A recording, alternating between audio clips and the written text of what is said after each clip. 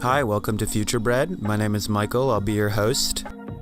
If you're new to the channel, FutureBred is about how in our traditional education system that we have a class for history which teaches us to think in the past to the point where some of us even become stuck in the past, where it would be much more useful for us to be thinking about the future.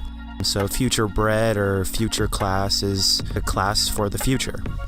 In this video, I'll be talking about the social media of the future. The basis of the social media of the future is a translation program that improves communication between people.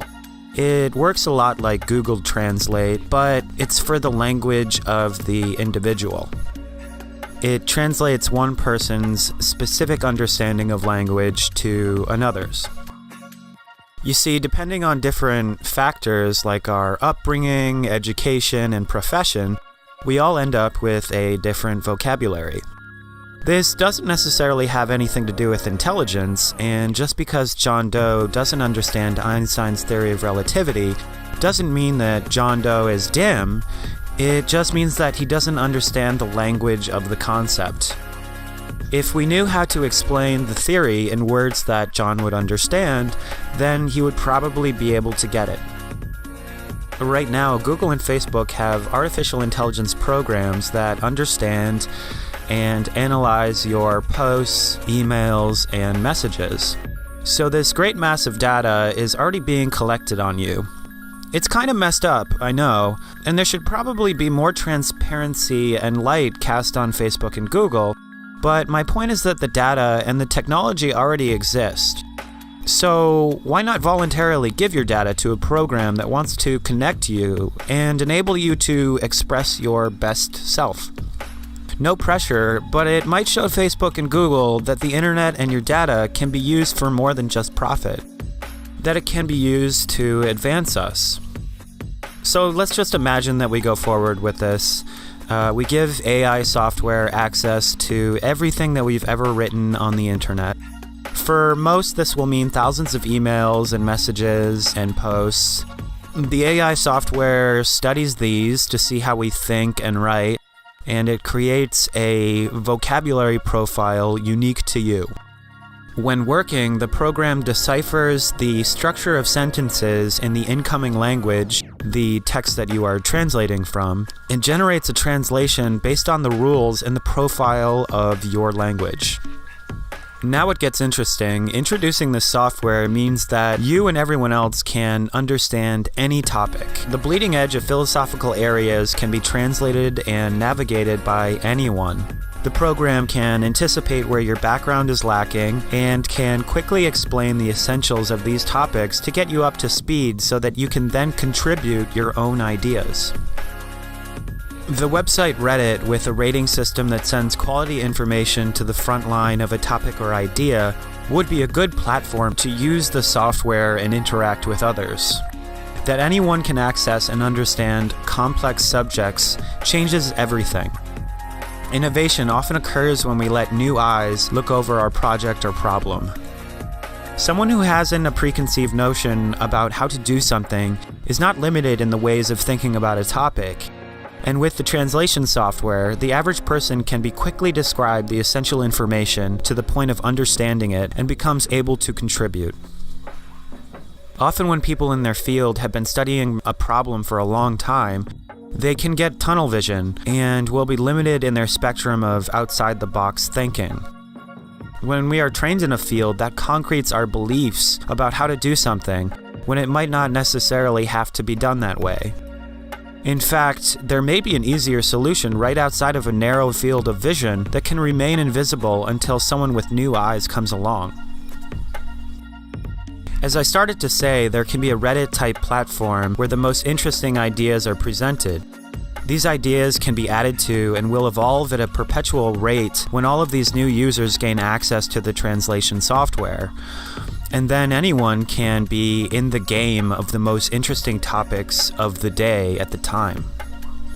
As for the average person using the software, they will quickly be able to understand where their kind of thinking fits in best, where they can make the best contributions, and everything and everyone will rearrange themselves to the places that they can give and receive the most. This is, of course, all happening online, but it can become a portal to what will happen in your new, real life as well. The translation software and idea rating platform can work in any setting, professional, social, or just for fun. I think, though, that as technologies like this are explored, other aspects of life will be evolving as well. And at a point, no one will be doing anything that they get bored over. Think mundane 9-to-5 job. It will become obsolete.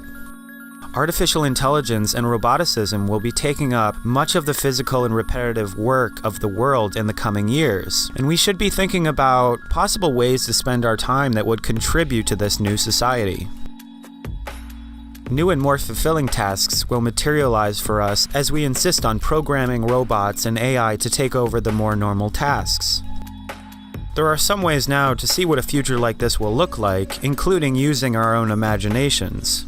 But Captain Picard of the Starship Enterprise actually gave an example of what I think is the most evolved form of society and working, so I'll let him explain in this short clip.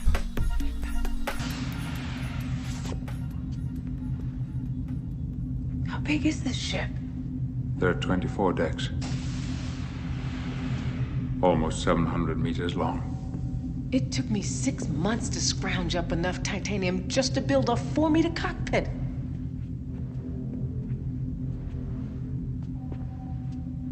How much does this thing cost? The economics of the future are somewhat different. You see, money doesn't exist in the 24th century. No money? You mean you don't get paid? The acquisition of wealth is no longer the driving force in our lives. We work to better ourselves and the rest of humanity.